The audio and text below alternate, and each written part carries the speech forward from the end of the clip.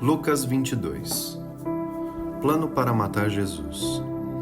Faltava pouco tempo para a festa dos pães sem fermento, chamada Páscoa.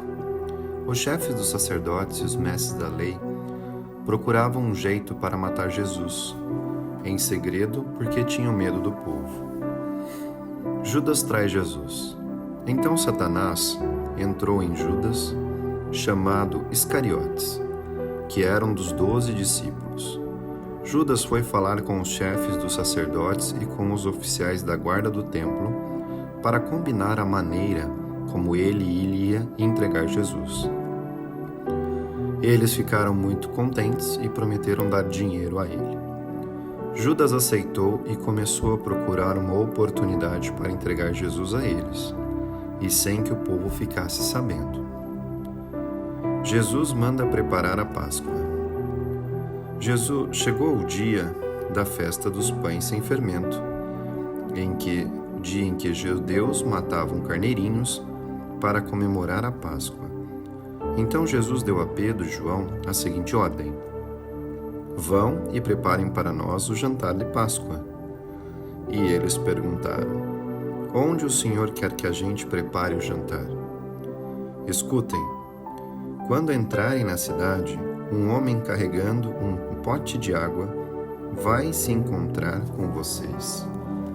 Sigam até a casa onde ele vai entrar e digam ao dono dela: o mestre mandou perguntar a você onde fica a sala em que ele e seus discípulos vão comer o jantar de Páscoa.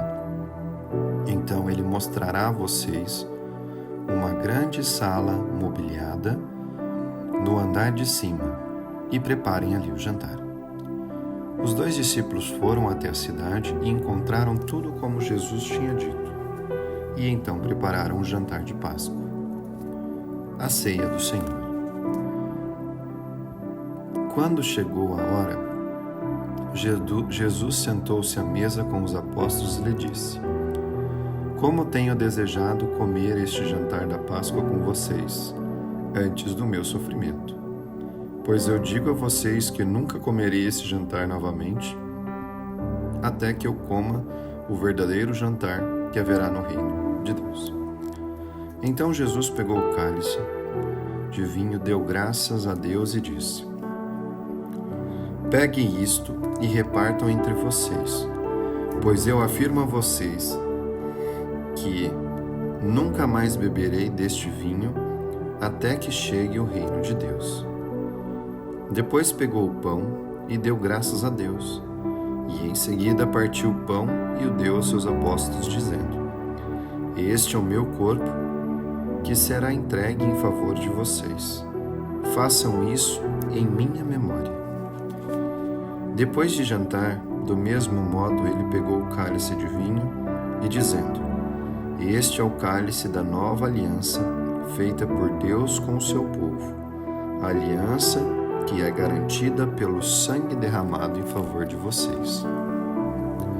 Mas vejam, o traidor está aqui sentado comigo à mesa, pois o Filho do Homem vai morrer de maneira como Deus já resolveu. Mas aí daquele que está traindo o Filho do Homem. Então os apóstolos começaram a perguntar uns aos outros quem seria o traidor. Quem é o mais importante? Os apóstolos tiveram uma forte discussão sobre qual deles deveria ser considerado o mais importante. Então Jesus disse: os reis deste mundo têm poder sobre o povo, e os governadores são chamados de amigos do povo. Mas entre vocês não pode ser assim. Pelo contrário, o mais importante deve ser como o menos importante. O que manda deve ser como o que é mandado. Quem é o mais importante? É o que está sentado à mesa para comer ou o que está servindo? Claro que é o que está sentado à mesa. Mas entre vocês, eu sou como aquele que serve. Vocês têm estado sempre comigo, nos meus sofrimentos. Por isso, assim como meu Pai me deu o direito de governar, eu dou o mesmo direito a vocês. Vocês vão comer e beber à minha mesa no meu reino e sentarão em tronos para julgar as 12 tribos de Israel. Jesus avisa Pedro. Jesus continuou: Simão, Simão, escute bem. Satanás já conseguiu a licença para pôr vocês à prova. Ele vai peneirar vocês como um lavrador de peneira o trigo a fim de separá-los da palha.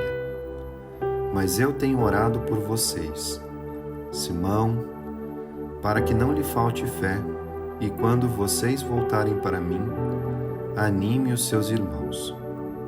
Então Pedro disse a Jesus: Estou pronto para ser preso e morrer com o Senhor. Então Jesus afirmou: Eu digo a você, Pedro, que hoje, antes que o galo cante, você dirá 3 vezes que não me conhece.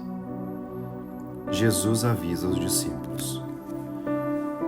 Depois, Jesus perguntou aos discípulos: Por acaso faltou a vocês alguma coisa quando eu os enviei sem bolsa, sem sacola e sem sandálias?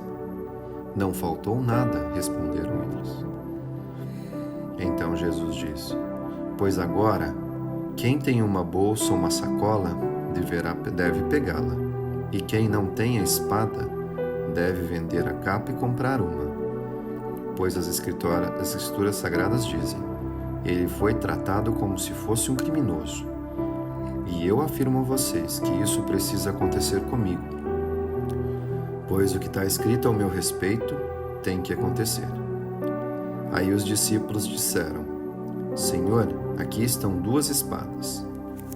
Basta, respondeu ele.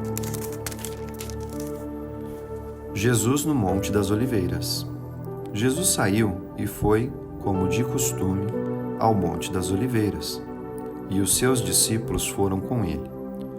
Quando chegou ao lugar escolhido, Jesus disse: Orem, pedindo que vocês não sejam tentados. Então se afastou em uma distância de mais ou menos 30 metros. Ajoelhou-se e começou a orar, dizendo: Pai, se queres, afasta de mim este cálice de sofrimento. Porém, que não seja feito o que eu quero, mas o que tu queres. Então um anjo do céu apareceu e o animava. Cheio de uma grande aflição, Jesus orava com mais força ainda. Seu suor era como gotas de sangue caindo no chão. Depois de orar, ele se levantou, voltou para o lugar onde os discípulos estavam e encontrou-os dormindo, pois a tristeza deles era muito grande. E disse: Por que vocês estão dormindo? Levantem-se e orem para que não sejam tentados. Jesus é preso. Jesus ainda estava falando com eles quando chegou uma multidão. Judas, um dos 12 discípulos, que era quem guiava aquela gente, chegou perto de Jesus para beijá-lo. Mas Jesus disse: Judas, é com um beijo que você vai trair o Filho do Homem? Quando os discípulos que estavam com Jesus viram o que ia acontecer, disseram: Senhor, devemos atacar com esta gente com as nossas espadas? Um deles feriu com a espada o empregado do grande sacerdote, cortando a sua orelha direita. Mas Jesus ordenou: Parem com isso. Aí tocou na orelha do homem e a curou. Em seguida, disse aos chefes dos sacerdotes, aos oficiais da guarda do templo e aos líderes judeus que tinham vindo para prendê-lo: Por que vocês vieram com espadas e porretes para me prender, como se eu fosse um bandido? Eu estava com vocês todos os dias no pátio do templo, e vocês não tentaram me prender. Mas esta é a hora de vocês, e também é a hora do poder da escuridão. Pedro nega Jesus. Eles prenderam Jesus e levaram até a casa grande do sacerdote. E Pedro seguia de longe. Quando acenderam uma fogueira no meio do pátio, Pedro foi e sentou-se com os que estavam ali em volta do fogo. Uma das empregadas ouviu sentado ali perto da fogueira, olhou bem para ele e disse: "Este homem também estava com Jesus." Mas Pedro negou, dizendo: "Mulher, eu nem conheço esse homem."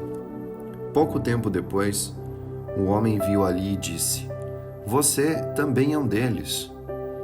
Mas Pedro respondeu: "Homem, eu não sou um deles." Mais ou menos 1 hora depois, outro insistiu: "Você estava mesmo com eles, porque também é galileu." Mas Pedro respondeu: "Homem, eu não sei do que você está falando." Naquele instante, enquanto ele falava, o galo cantou. Então o Senhor virou-se e olhou firme para Pedro. E ele lembrou das palavras que o Senhor lhe tinha dito: "Hoje, antes que o galo cante, você dirá 3 vezes que não me conhece." Então Pedro saiu dali e chorou amargamente. Os guardas batem em Jesus. Os homens que estavam guardando Jesus zombavam dele e batiam nele. Taparam os olhos dele e o perguntaram: "Quem foi que bateu em você? Adivinhe." E diziam muitas outras coisas para insultá-lo. Jesus diante do Conselho Superior. Quando amanheceu, alguns líderes judeus, alguns chefes sacerdotes e alguns mestres da lei se reuniram. Depois mandaram levar Jesus diante do Conselho Superior. Então lhe disseram: "Diga para nós se você é o Messias." E ele respondeu: "Se eu disser que sim, vocês não vão acreditar. E se eu fizer uma pergunta a vocês, vocês não vão responder. Mas de agora em diante, o Filho do Homem se sentará ao lado direito de Deus Todo-Poderoso." Aí todos perguntaram: "Então você é filho de Deus?" Jesus respondeu: "São vocês que estão dizendo isso." E eles disseram: "Não precisamos mais de testemunhas. Nós já ouvimos o que ele disse."